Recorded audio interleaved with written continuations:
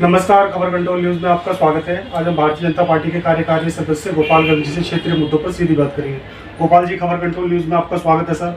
सबसे पहले हमारे दर्शकों को बताया सर, चांदनी चौक में फिलहाल अभी क्या क्या समस्या बनी हुई है सर? चांदनी चौक में हाल बेहाल है, सड़कें टूटी पड़ी हुई हैं, सीवर जाम है, गंदा पानी आता है, कोई सुनवाई नहीं है, कूड़ा उठता नहीं है, हर तरह की तराई तराई है। कभी ना तो पार्षद को किसी ने देखा है, ना यहाँ का विधायक को किसी ने देखा है। जनता जाए तो कहाँ जाए, किसको रोए, किसको कहे। समस्या ही समस्या। कूड़ों के अभी दिवाली गई है, कूड़े के ढेर लगे रहे। कहीं से भी एक समस्या और थोड़ी सी है, ट्रैफिक की भी है, जिसकी वजह से चांदनी चौक में दिक्कतें रहती हैं। लेकिन जो दिल्ली सरकार की समस्याएं हैं, जो दिल्ली सरकार को एक मूलभूत समस्या पीने का पानी, यदि वो सरकार जो पीने का पानी उपलब्ध नहीं करवा सकती है, सड़कें ठीक नहीं करवा सकती। आप मेरे यहाँ देखो, चर्च मिशन रोड के ऊपर, पुरानी दिल्ली स्टेशन के बाहर, अब जाकर इन्होंने जब हमने धरने प्रदर्शन लगातार किए, नोवेल्टी के सामने, खारी बावड़ी, कौन सा क्षेत्र ऐसा है महीनों तक दरीबा नहीं बना? कौन सा क्षेत्र ऐसा है जहाँ की, ये तो वो व्यापारिक क्षेत्र है जहाँ पर हर वक्त हजारों लोगों का आना जाना, माल के ठेले को आना जाना चलता है। सब तराई हुई थी। अब चुनाव आ गए हैं तो कुछ थोड़ी बहुत काम करने की वो कोशिश कर रहे हैं, जनता सब जानती है। कैलाश सिंह साहनी ने अपने कार्यकाल से अब तक कोई खास काम नहीं किया सर? जनता जवाब दे देगी। जो पिछले 5 साल पहले जब उनको चुना गया था, तब से लेकर अब तक आप पूरे क्षेत्र में घूमिए कि कोई भी ये कह दे कि प्रहलाद सिंह साहनी को चांदनी चौक के किसी गली कूचे में देखा हो, कहीं आता जाता देखे हो। पता नहीं कैसे जनता ने इनको वोट दिया और जनता ने मन बना रखा है अब की बार प्रहलाद सिंह साहनी को इस क्षेत्र से भगाएंगे, या जो भी उनके उम्मीदवार, मेरे को तो नहीं लगता उनकी पार्टी उनको चुनाव लड़वाएगी, और यदि लड़वा भी दिया तो बुरी तरह वो हारेंगे। इसलिए इनके आपकी जो सरकार है, जो निकम्मी सरकार है, जो भ्रष्टाचारी सरकार है, जितने इन्होंने भ्रष्टाचार के कारनामे करे हुए हैं, दिल्ली की जनता के अंदर ये एक्सपोज हो गए हैं। और अब की बार क्योंकि इसी विधानसभा में जो उनके मुख्यमंत्री जी रहते थे, उनका आलीशान शीश महल मकान जो है, उसकी चर्चा बच्चों के जबान पर 15 लाख का पर्दे, 2 करोड़ के बेड, लाखों रुपए के सोने के शीश महल जो उन्होंने बनवा रखा है, उसकी चर्चा बच्चे की हर जवान की, हर आदमी की जवान पर है। और अब की बार उनको धूल चटाएंगे। जनता यहाँ का मन बनाकर बैठी हुई है। सर, आप कपड़ा मार्केट के प्रधान भी हो सर, कपड़ा मार्केट के, आपसे जानने जिस तरह की जो समस्या आप बता रहे हैं, तो व्यापार में कुछ परेशानी तो नहीं हो रही सर? व्यापार जब सड़क ही ठीक नहीं होगी, सीवर भरे रहेंगे तो व्यापार कैसे होगा? दिवाली तक तो ये हाल था, कह कर थक गया था। पार्क में हमने कई माध्यमों से संघर्ष भी किया, प्रदर्शन किए, यहाँ पर सांसद को बुलाया, आदरणीय प्रवीण खंडेलवाल जी को बुलाकर उन्होंने यहाँ पर आवाज़ें उठाई। अवैध कब्जे करे हुए हैं, स्टेशन के बाहर अवैध कब्जे बने हुए हैं, कितनी समस्याएं यहाँ पर, पटरियों पर कब्जा करके बैठे हुए हैं। इनको कौन उठाएगा? व्यापारी को आने जाने के लिए, ग्राहक के आने जाने के लिए जगह ही नहीं है। गोपाल जी, आपसे जानने की कोशिश करेंगे, जो फ्री का लॉलीपॉप दिल्ली सरकार ने जो बांट रखी है आम लोगों के लिए, क्या इसको किस तरह आप दूर कर पाएंगे भारतीय जनता पार्टी? जनता जानती है कोई चीज़ फ्री नहीं है। एक तरफ से पैसे फ्री दिखाते हैं, 200 यूनिट की फ्री दिखाकर, उसके बाद इतने टैक्स लगा दिए। कोई भी बिजली का बिल, कोई भी आप प्रत्यक्ष में ला दीजिए, दिखा दीजिए, जो ये कह रहे कि मेरे को फ्री में बिजली मिल रही है, पानी का फ्री में मिल रहा हो। ये सब लॉलीपॉप है, जनता सब जानती है।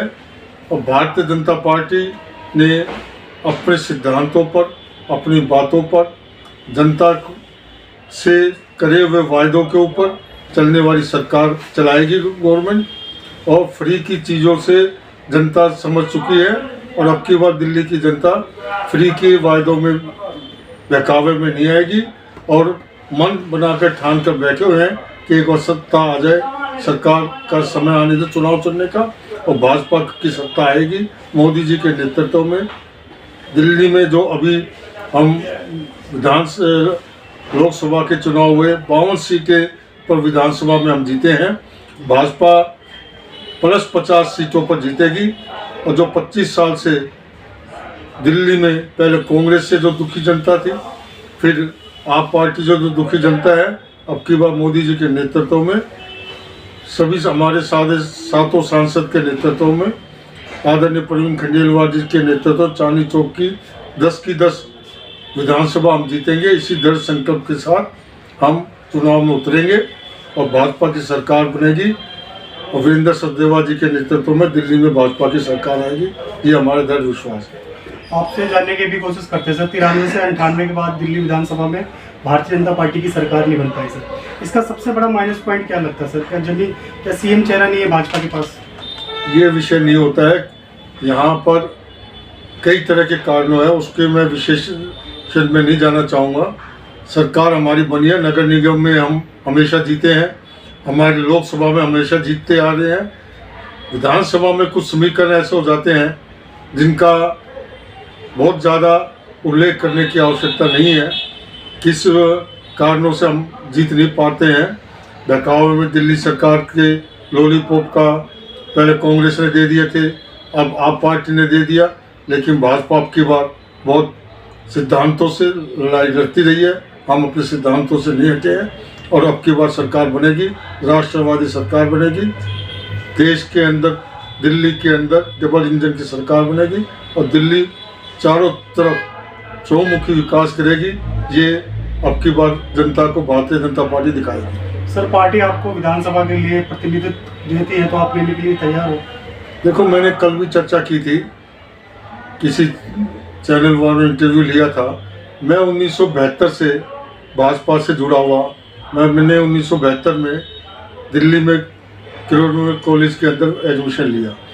हमारे 72 में किरोड़मल कॉलेज में मैंने अपना पहला वोट यूनिवर्सिटी के चुनाव के अंदर, कॉलेज के अंदर SP रतावा जो दिल्ली सरकार के मंत्री भी बने थे, उन्होंने किरोड़मल कॉलेज का चुनाव लड़ा था, मैंने उनको वोट दिया। 73 के अंदर आदरणीय आलोक कुमार जी ने चुनाव लड़ा, दिल्ली यूनिवर्सिटी का कॉलेज का चुनाव लड़ा। श्री हरीश गुप्ता जी जो आजकल पॉइनियर के एडिटर हैं, मैंने उनके साथ सक्रिय रूप से आदरणीय अटल जी से RSS से प्रभावित होकर, मैं 15 साल का युवा था, अटल जी के राष्ट्रवादी नीतियों से, RSS की हिंदूवादी नीतियों से मैं जुड़ा था और आज तक निरंतर भाजपा में, उससे पहले जनता पार्टी में, उससे पहले ABP में और फिर JVM के अंदर मैं संस्थापक रहा JVM का। और मैंने समय समय के ऊपर सभी नेताओं के साथ काम करने का मेरे को सौभाग्य है। आदरणीय अरुण जेटली जी के समय वो प्रदेश अध्यक्ष होते थे युवा मोर्चा के, मैं चांदनी चौक जिला अध्यक्ष था। विजय कुमार मल्होत्रा जी प्रदेश के जनता पार्टी के, फिर भाजपा के अध्यक्ष हुए, मदन लाल खुराना जी हुए, कोहली जी हुए, मांगेराम गर्ग जी हुए, जितने भी डॉक्टर हर्षवर्धन जी, विजय गोयल जी, जितने भी राष्ट्रीय अध्यक्ष हुए, उन सब के साथ विजेंद्र गुप्ता जी, आजकल सतीश उपाध्याय जी, आजकल वीरेंद्र सचदेवा जी, मनोज तिवारी जी, कोई भी ऐसा नेता नहीं है जिनके साथ मैंने काम नहीं किया हो। और मुझे फ़ख्र है, मैं पार्टी के साथ 45 साल से जुड़ा हुआ हूँ। मैंने वर्तमान सांसद जो हमारे आदरणीय प्रवीण खंडेलवाल जी ने चुनाव लड़ा, उनके साथ मेरे संबंध और संपर्क 1977 से हमने इकट्ठा काम क्षेत्र में किया हुआ है। उनके पिताजी मेरे गुरु रहे हैं।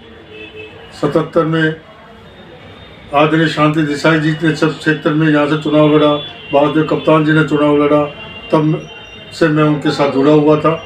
मैं उनका छोटा भाई, उनके साथ कंधे से कंधा मिलाकर शांति देसाई जी का चेले के रूप में मेरी पहचान थी।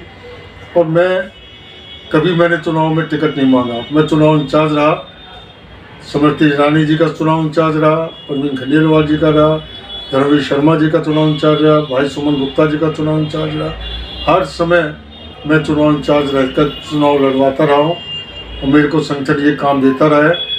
अब की बार मेरे मन में है यदि पार्टी मेरे को चुनाव लड़वाएगी तो मैं लड़ूंगा भी, क्योंकि एक आग है शरीर में, मन के अंदर, दिल के अंदर, कि जो आपने कहा कि 98 से बीजेपी क्यों नहीं जीत रही है, अब की बार चांदनी चौक में कमल का फूल खिलाएंगे।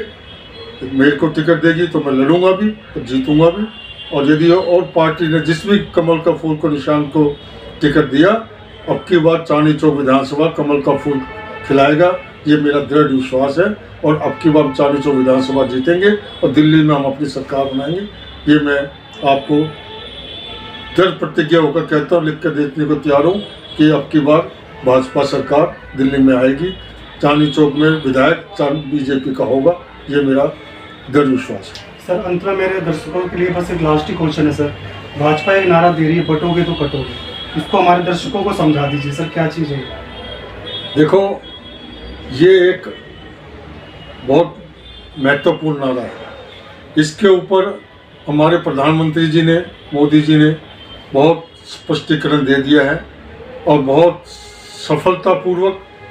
ये इसमें क्या गलत है? एक रहना, यूनियन इज स्ट्रेंथ, कहा जाता था, एकता में ही शक्ति है। यही हम मोदी जी ने कहा है, यही हमारे योगी जी ने कहा है, एक रहेंगे तो हमारी एकता बनी रहेगी, हम देश का, समाज का प्रतिनिधित्व करते रहेंगे। और यदि कहीं पर भी समाज बढ़ता है, कोई कमी होती है तो वो कट जाता है, समाज से कटता है, जीवन धारा से कटता है, तो इसमें क्या बात है? कोई इसको सांप्रदायिक नाराज के दृष्टिकोण से, जिसकी जैसी सोच है वह वैसी लेगा, लेकिन ये सच्चाई है। हम एक रहेंगे तो नेक रहेंगे, नेक रहेंगे, देश में तरक्की करेंगे, भाजपा की तरक्की करेंगे, दिल्ली में तरक्की करेंगे। हमें इकट्ठा रहना है और हम इकट्ठा में ही हमारी ताकत है और इकट्ठा रहना चाहिए।